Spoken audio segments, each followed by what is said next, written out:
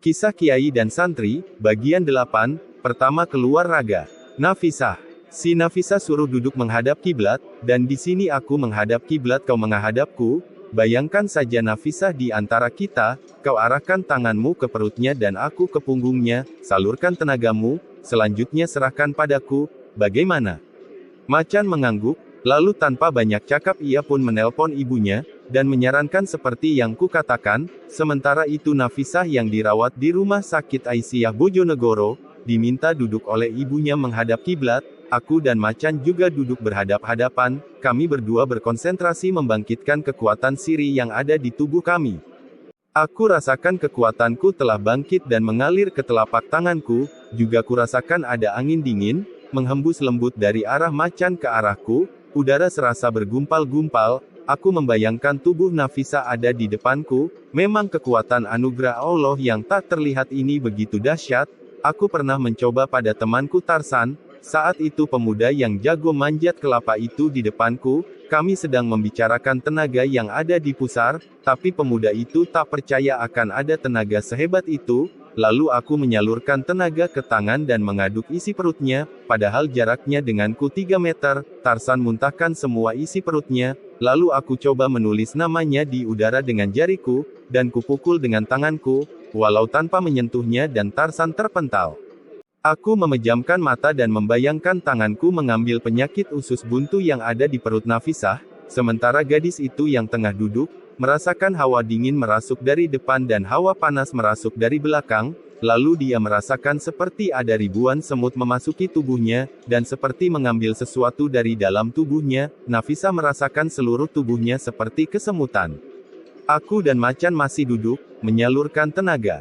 Turunkan pelan-pelan Ken, tenaganya jangan disentak, kataku memberi aba-aba, dan selesailah proses pengobatan kami.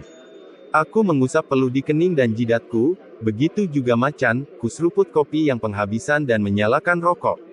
Selanjutnya bagaimana Ian? Tanya Macan. Ya nanti telpon lagi, minta di ronsen ulang, moga-moga aja pengobatan kita berhasil. Sekarang aku tak pamit dulu, kataku. Macan mengantarku dengan motornya, sampai ke terminal Jakarta. Aku berangkat, memilih bus yang langsung menuju barat. Aku mendapatkan tempat duduk, dan tidur setelah bus berangkat. Kondektur membangunkanku, meminta uang tiket. Aku kaget, pias, setelah ingat uangku yang 300 sudah ku berikan Macan semua. Sial aku, sementara kondektur itu menungguku, aku bingung, dah merogoh-rogoh saku, dan di sakuku ada uang 300.000, pastilah Macan yang memasukkan tanpa ku ketahui, sudahlah yang penting aku punya uang untuk membayar bus, ku berikan uang 100.000 kepada kondektur, dan setelah diberikan kembalian, aku tidur lagi sampai bus nyampai di pertigaan barat, aku turun, ojek datang mengerubutiku, aku melihat Mang Sofyan, yang rumahnya, di kampung dekat pesantren. Ojek Mang, kataku ke arah Mang Sofyan. Ke rumah Kiai Yayang. Tanyanya, iya Mang, berapa? Tanyaku, 15.000 Yang, juga salah Mang. Ini kan ojek bukan taksi, sekarang ini BBM dah naik Yang, penumpang jarang, jadi ya kenaikan berlipat, mau gak Yang? Terpaksa aku menyetujui.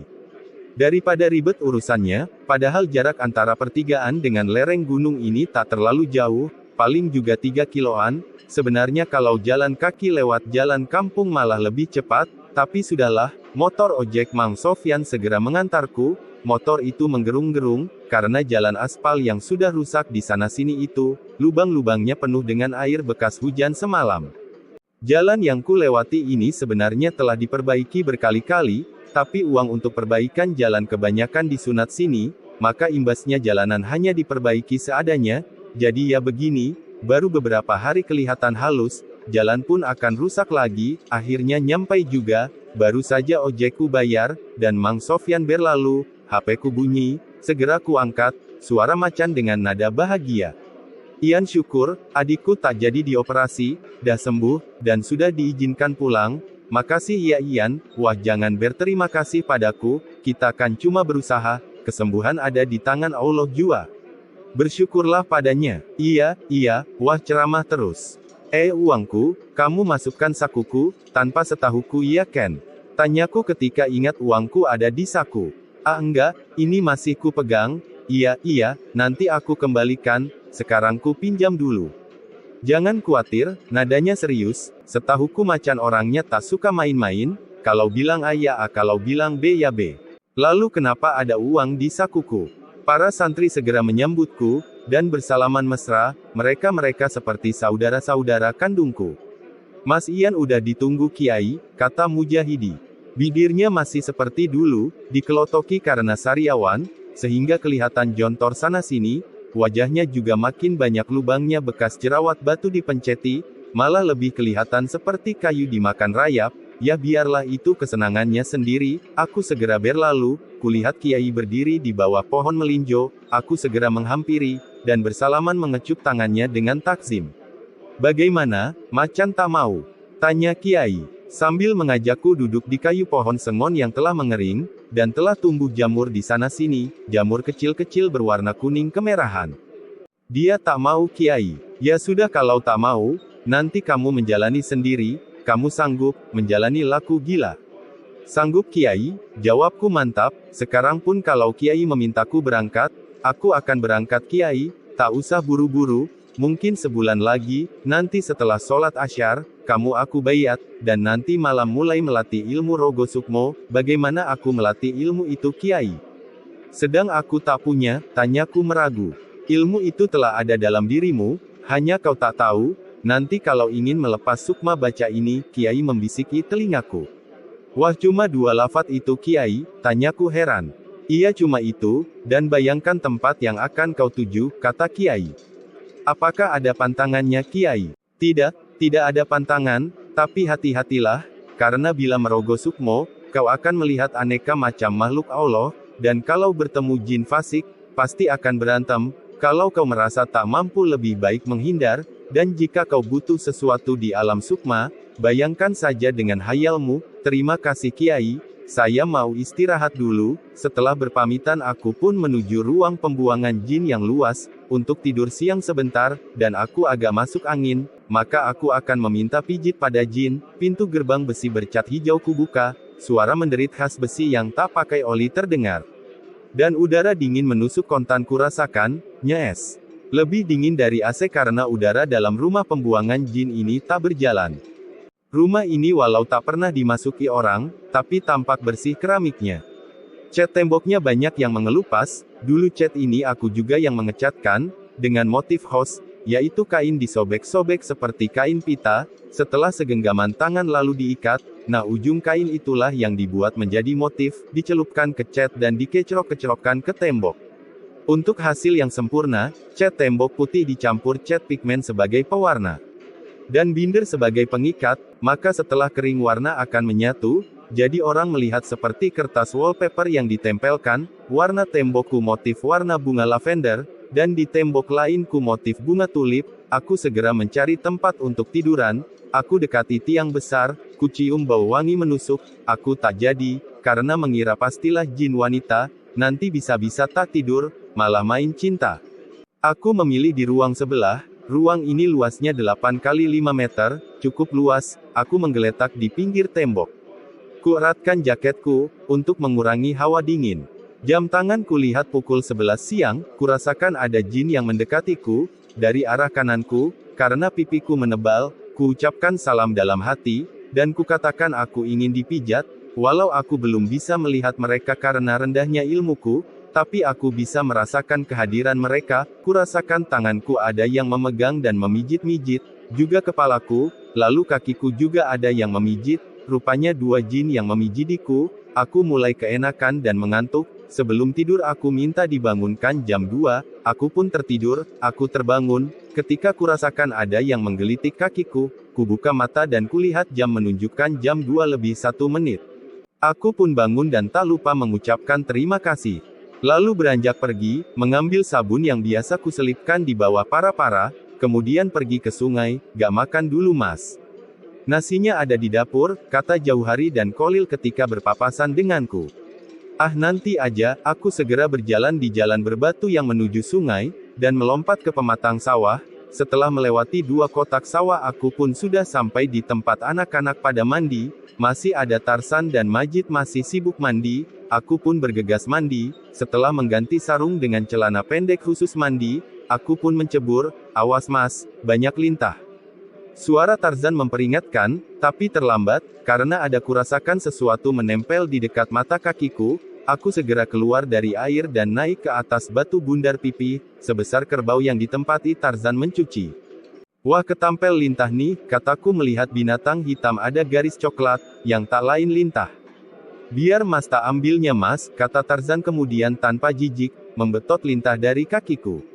Untuk apa Zan? Biasa mas, untuk memperbesar, jangan terlalu besar, nanti tak ada wanita yang mau menikah denganmu loh. Setelah mandi aku cepat-cepat kembali ke kamar, dan sholat duhur, melakukan zikir setelah sholat, dan pergi ke dapur, ternyata teman-teman masak urap, yaitu sambal kelapa, karena paling mudah, kelapa tinggal manjat, lalapan daun pepaya dan daun kopi muda, sedap juga. Setelah makan terdengar azan sayup-sayup sampai dari masjid yang teramat jauh. Aku bergegas mengambil air wudhu dan sholat asyar, setelah zikir aku pun menghadap Kiai, untuk dibaiyat. Teman-temanku semuanya telah berkumpul, aku pun diminta duduk menghadap Kiai, tangan dijabat dan menerima ijab, dan kobul, seperti dalam pernikahan.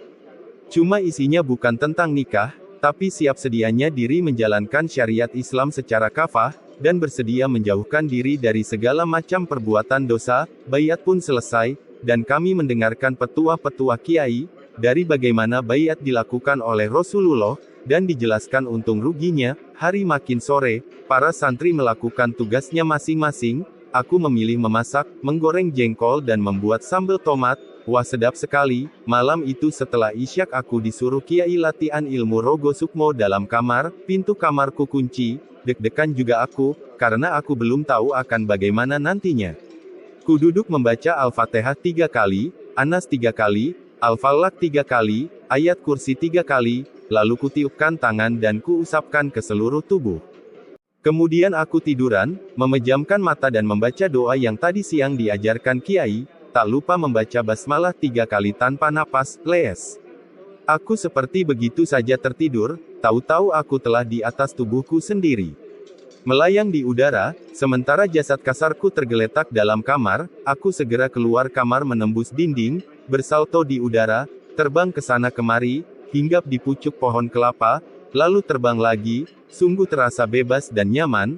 Aku menghampiri majelis zikir, masih melayang-layang, kulihat semua santri selain diriku tengah konsentrasi dengan wirid masing-masing, sementara kulihat Kiai juga tengah duduk memangku bantal tidur, dan tangan kanannya tak henti memutar tasbih. Kiai menatapku dan tersenyum, lalu mengangguk, itu sudah cukup sebagai isyarat bagiku. Aku pun melesat pergi, membumbung tinggi ke angkasa yang gelap, dan hanya diterangi oleh beberapa bintang yang nampak.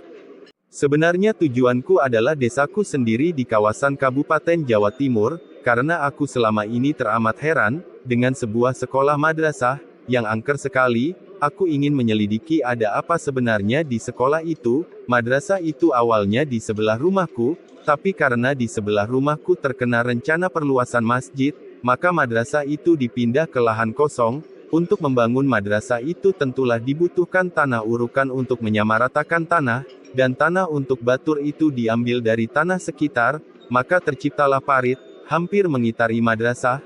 Kalau kemarau parit itu sama sekali tak ada airnya, sampai tanah dasar parit retak-retak, tapi kalau musim hujan datang, parit itu penuh air, dan anehnya, akan banyak ikan muncul di parit itu, dari ikan sepat, mujair, lele, bandeng, dan ikan-ikan yang lain. Anehnya kalau ikan itu diambil dan dimakan, maka orang yang memakan akan keracunan. Madrasah itu jauh dari rumah penduduk, rumah paling dekat adalah 70 meteran, sehingga madrasah tak diberi penerangan listrik mengingat kalau malam madrasah tak digunakan kegiatan apa-apa, tapi memang ada lampu bohlam dan dulu sudah terlanjur dipasang, tapi belum sempat diberi saluran kabel listrik. Tapi sungguh aneh walau tanpa saluran kabel, kalau malam lampu di madrasah itu sering menyala sendiri.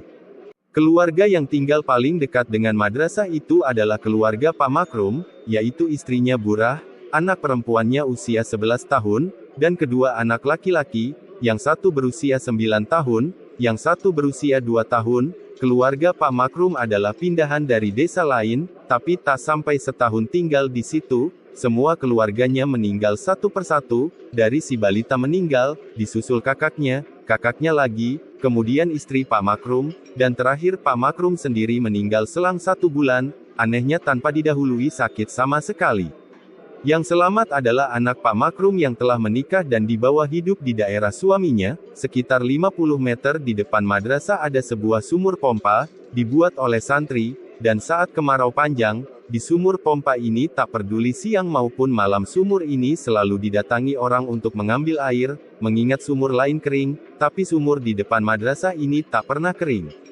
Dan pasti di musim kemarau, akan ada cerita-cerita aneh, dari orang yang tunggang langgang saat mengambil air di malam hari, lalu melihat hantu, macam-macam ceritanya, ada yang melihat orang yang tinggi 3 meter, ada yang melihat pocong, ada yang melihat orang menggantung di pohon, sukmaku melesat cepat, angin menggemuruh di telingaku, dan kibasan angin sampai melepas ikatan rambutku, sampai rambutku berkibaran.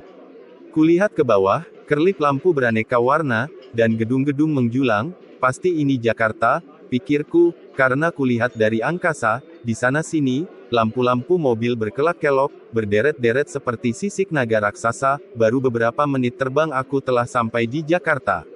Ku membumbung tinggi, kadang menukik ke bawah. Ah betapa enaknya terbang, aku jadi ketagihan, kulihat dari atas kereta api berjalan, aku menukik turun, dan terbang di samping kereta api, kulihat penumpang di dalamnya, lalu aku terbang di atas kereta dan hinggap di atasnya. Tapi segera terbang lagi, mendahului kereta api, dan lebih cepat sehingga rumah, pohon, jalan, desa, berkelebat cepat, hanya nampak bayangan berkeledepan. Sekejap saja aku telah sampai di sekolah madrasah yang kutuju. Sebentar aku berdiri di udara depan madrasah, perlahan aku masuk, keadaan sangat sepi. Aku kitari ruangan demi ruangan, ini mungkin jam 10 atau jam 11, karena aku tak bawa jam, jadi kurang tahu waktu, kulihat 2 orang pemuda, kira-kira umur 30-an, 2 pemuda ini wajahnya kembar, kalau kulihat rasanya bukan dari golongan jin, tapi dari golongan arwah penasaran, wajahnya cukup ganteng cuma pucat seputih kapas, di kedua lingkar mata mereka ada lingkar hitam, aku turun ke tanah, dan berjalan menghampiri mereka berdua. Siapa kalian? Tanyaku. Hei kau bisa melihat kami? Jawab mereka hampir serempak. Kenapa tak bisa? Berarti kau juga arwah penasaran seperti kami. Tanya mereka balik, dan prasangkaku tak salah. Bahwa mereka arwah penasaran. Oh jadi kalian yang selama ini membuat isu hantu, menakut-nakuti warga sini. Kami hanya butuh tempat, dan tak mau diganggu, jadi kami takut-takuti warga, apakah kalian juga yang menewaskan seluruh keluarga Pak Makrum? Tanyaku. Ah, apalah artinya hidup buat mereka, malah susah aja, miskin, dan kalau mati setidaknya membantu kami, agar orang takut tinggal di daerah ini, kata salah satu arwah itu. Kalian keji sekali, melihat kalian jadi arwah penasaran, tentu kalian hidup selalu berbuat jahat, tapi setelah mati pun masih melakukan kejahatan, aku jadi ingat kejadian waktu aku kecil teman sekolahku meninggal dengan mata mendelik dan lidah terjulur keluar ketika pulang dari sekolah. Apakah kalian juga yang membunuh Muflida, gadis kecil yang berumur 10 tahun? Tanyaku penasaran. Hei gadis itu, aku yang mencekiknya, karena dia melihatku, kata salah satu arwah, dengan senyum mengejek. Apakah kalian juga yang membuat anak bernama Saeri, yang tulang kering kakinya patah, dan sekarang jadi anak pincang? Aku yang memukul kakinya dengan kayu, hahaha, kata arwah satunya. Sekarang juga kalian harus hengkang dari sini, minggat sejauh-jauhnya. Kau ini siapa? Berani melarang kami tinggal di sini sebelum kau lahir, baiklah aku akan memaksa kalian, kataku melompat menerjang, aku ingat kata Kiai kalau di alam gaib supaya membayangkan yang kita inginkan, maka aku membayangkan tanganku membara, mengelurkan panas yang berlipat-lipat, lalu dengan tangan itu aku memukul mereka, mereka berdua kaget dan meloncat mundur, tapi tubuhku yang enteng bisa melayang segera memburu, dan satu pukulan mengenai salah satu dada arwah itu, dia menjerit diseret kawannya mundur, karena dadanya telah berlubang, segenggaman tangan, dan mengeluarkan bau sangit terbakar. Asap tipis mengepul dari luka yang terbakar itu, dan arwah itu mengadu-adu, sementara temannya segera memanggulnya. "Tunggu besok di sini kalau berani, guru kami akan menghajarmu," katanya sambil melesat pergi, melompati jendela madrasah yang tinggi. Aku tak mengejar, aku juga melesat pergi, pulang ke rumahku dan mau melihat jam dinding. Ternyata baru jam 12 kurang seperempat, aku keluar lagi melayang ke atas masjid, turun di ujung mustaka, berdiri melihat sekitar. Depan masjid adalah jalan raya, dan tempat angker lagi adalah dekat jembatan, di mana waktu pembangunannya dulu, mengakibatkan banyak korban, entah korban jatuh dari menara bok, atau tertumbuk palu paku bumi. Aku melesat ke arah jembatan yang berjarak 200 meter dari masjid, dan hanya 3 detik aku telah berdiri di atas jembatan. Suasana sepi, tapi pandangan mataku menangkap sosok baju putih melayang malah di jauh sekali di pertigaan jurusan makam. Tanpa pikir panjang aku melesat mengejar sampai di pertigaan. Aku turun dan kelingak-kelinguk. Aku ingat di pertigaan ini sering terjadi kecelakaan. Ada anak taman kanak-kanak yang dihantam mobil dan seketika meninggal di tempat. Juga ada seorang petani yang mau pergi ke sawah ditabrak mobil dan terseret 5 meter, walau tak sampai mati, keadaan masih sunyi. Aku tak melihat bayangan putih tadi, kulihat gerobak tukang bakso yang memang biasa mangkal, orang-orang memanggilnya Wakman, kulihat dia masih duduk di plester regol, sambil menghisap rokoknya. Tiba-tiba ia membuang puntung rokoknya dan menginjaknya dengan sendalnya, lalu beranjak ke gerobak baksonya. Ih merinding, ada apa ini? Keluhnya, dan Wakman mendorong gerobak baksonya berjalan. Saat itulah aku melihat perempuan baju putih bertengger di atas gerobak bakso. "Hei siapa kau?" bentakku. Perempuan itu kaget dan melayang pergi. Dengan suara ketawa yang menggigitkan bulu roma. Aku pun segera mengejar. Pasti ini kuntilanak. Dia melesat ke arah rumah salah seorang pengasuh pesantren. Karena melayangnya pelan, aku pun dengan mudah menyusul, dan menghadangnya. Jangan tangkap aku, dia menangis. "Aku tak bermaksud menangkapmu, tapi aku hanya ingin tahu kau ini siapa?" tanyaku dengan lembut. Dia menghentikan tangisnya, memandangku. Aku dipandangnya begidik juga. Perempuan ini sungguh menyeramkan sekali. Jika aku bukan Sukma mungkin aku telah lari pontang-panting. Rambut perempuan ini awut-awutan, dan di sana-sini gimbal lengket oleh tanah. Sementara, wajahnya putih, tanpa darah, di sekitar matanya menghitam, dan matanya melotot keluar tanpa cahaya, pipi kanan kirinya berlubang, sehingga giginya terlihat, dan ada ulat-ulat yang keluar dari pipi, putih, kecil-kecil menggeliat. "Kau ini siapa Nyai?" tanyaku lagi. "Aku ini istri kami Tuwo Gerot," katanya tanpa menggerakkan giginya, sehingga suaranya seperti suara yang teramat jauh, tapi jelas di telingaku. Aku mengingat-ingat nama kami Tuwo Gerot, ingatanku pun tertuju pada sumur Gerot, yaitu sumur yang dibangun sesepuh desa dulu. Ada 6 sumur penjuru desa, yang dibuat oleh pendiri desaku. 6 sumur juga disebut sumur gede. Karena memang sumbernya teramat besar, dan menjadi tumpuan mengambil air bagi semua penduduk yang kekeringan. Dulu sumur-sumur itu selalu diadakan ngunduh sajen, yaitu acara nanggap wayang untuk mengucap terima kasih pada danyang penunggu desa. Tapi setelah disadarkan oleh Kiai Fatah dan Kiai Sidik maka acara-acara itu pun dihilangkan. Kami Tuwo Gerot, aku berpikir, dan ada kami Tuwo ya adanya di Kampung Degan. Sampean dari mana Nyi? Dari kampung apa? Aku dari Kampung Degan. Suaranya masih tetap terdengar dalam. Kok sampean kelambrangan gak karu-karuan begini Nyi? Boleh aku tahu sebabnya? Perempuan ini menjerit melengking kemudian dia menangis hahaha. Perempuan, jadi hantu masih juga cengeng. Aneh begitu saja kisah perempuan di depanku ini, terpampang runtut seperti melihat film layar lebar, namanya juga alam gaib, jadi serba gaib, nyeleneh dan tak masuk akal. Perempuan ini bernama Sunti. Seorang ledek dari daerah Tambak Boyo. Untuk mendapatkan penglaris maka dia mencari orang yang mumpuni dalam memasang susuk pengasihan.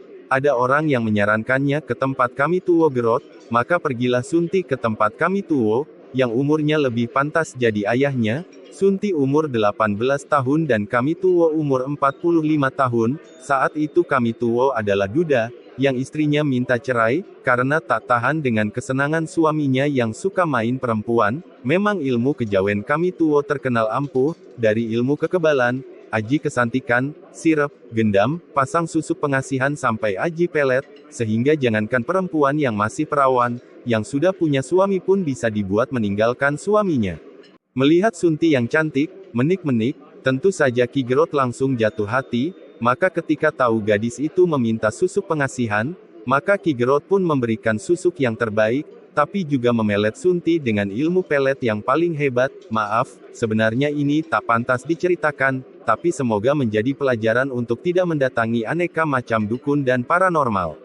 Pelet yang dipakai Ki Gerot adalah kulit kemaluan wanita perawan yang meninggal di Rebu Wage. Jika ada perempuan meninggal di saat itu maka Ki Gerot malamnya akan membongkar makamnya dan menguliti kemaluannya mayat. Setelah itu, kemaluan tadi dikeringkan, dan bila dibutuhkan akan dicuil sedikit dan dicampurkan dalam minuman, dengan mantra-mantra. Malang nasib Sunti, dia meminum teh yang telah dicampur ramuan pelet yang ganas itu, seketika gadis itu mabuk kepayang pada Ki Gerot, dia seperti telah minum bergalon arak cinta, maka ketika Ki Gerot menuntunnya ke kamar dan mengajaknya berzina, Sunti tak kuasa menolaknya, begitu juga ketika Sunti telah pulang ke rumahnya dan Ki Gerot melamarnya, maka Sunti pun ho-oh aja, setelah menjadi istri Ki Gerot, Sunti masih menjadi penari ledek, karena didukung oleh susuk Ki Gerot yang ampuh, Sunti pun menjadi ledek yang laris dengan bayaran tinggi, dan uangnya semua masuk ke kantong Ki Gerot, membuatnya jadi orang terkaya di Kampung Degan, tapi sesuatu yang dilakukan di luar sunatullah atau aturan hidup yang diatur oleh Sang Pencipta, maka adalah kerusakan. Allah Ta'ala melarang sesuatu, bukan untuk kepentingannya, tapi untuk kehidupan tentram manusia, sebab sesuatu dilarang itu karena bahayanya lebih besar dari manfaatnya, seperti memasang susuk, karena Allah melarangnya, maka itu adalah perbuatan yang membahayakan diri, dunia dan akhirat, di samping tidak bersyukur atas anugerah Allah, juga terlalu tak menerima kodrat yang telah Allah berikan. Satu ketika, seperti biasa, Sunti ditambah lagi susuk intan di dagunya oleh Ki Gerot, awalnya tak apa-apa, tapi selang 3 hari dagu Sunti membiru, dan Sunti kejang-kejang. Ki Gerot pontang-panting, membawa Sunti ke rumah sakit, tapi pihak rumah sakit tak tahu penyakitnya. Sementara Sunti sudah berulang kali tak sadar, dan akhirnya Sunti meninggal dengan wajah lebam membiru. Hari itu juga Sunti dikuburkan, dengan sederhana, namun esoknya semua orang kampung Degan geger karena melihat makam Sunti kosong. Dan mayatnya hilang tak tahu kenapa, awalnya yang tahu adalah penggembala kambing yang biasa menggembala di area pemakaman. Ketika dia tahu bahwa kubur Sunti dibongkar orang, sebenarnya apakah yang terjadi? Malam itu setelah siang tadi Sunti dikuburkan, kira-kira jam 1 dini hari, nampak pekuburan Sunti bergerak-gerak, asap tipis bau daging terbakar menyeruak, tiba-tiba, blek. Terdengar ledakan seperti petasan dalam tanah, dan terlemparlah tubuh Sunti, seperti gedebok pisang tapi langsung melayang pergi. Sementara itu ketika jam menunjukkan jam 3:15, seorang perempuan tua tergopoh-gopoh, berjalan melintasi jalan raya dekat pemakaman, orang biasa memanggilnya Nyi Yam, seorang dukun beranak yang mendapat panggilan di desa Karanglor, dia harus melewati pekuburan Degan, ada rasa merinding di tengkuk Nyi Yam.